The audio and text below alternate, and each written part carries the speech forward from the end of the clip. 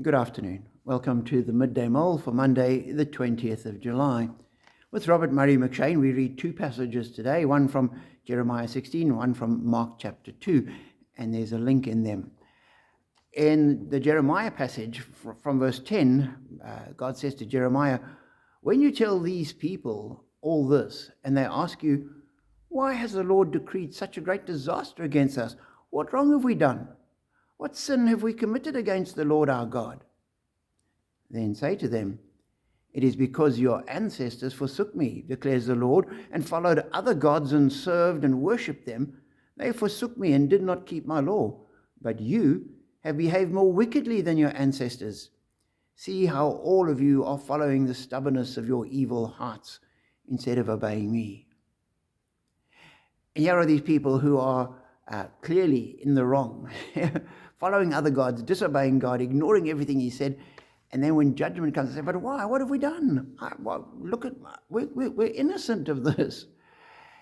And in Mark's gospel, we have a very similar thing where Jesus calls Matthew, a tax collector, and we're told that evening he was having a meal with Matthew, and there were many tax collectors and sinners together with a number of Jesus' followers, and we're told large crowds were following him. So there's this whole big group of people.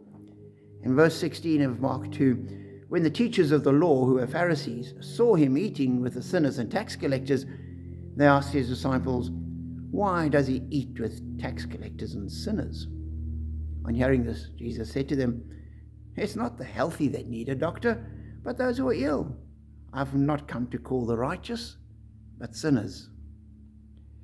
Here is Jesus quite clearly saying that sinners deserve his attention. And the interesting thing is that the Pharisees needed his attention as much as anyone else. They were as much at fault. They were sinning as much as anyone else was, but they didn't see it. And you have these two things, one of sinners who are so lost in their sin that they cannot see even what sin is.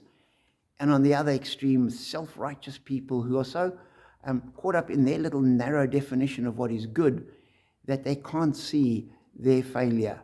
They think that they're all right, that they haven't sinned, and they miss the opportunities. So what do you do about sin? And there's a third little passage here, Jesus and the paralyzed man who's brought by his friends.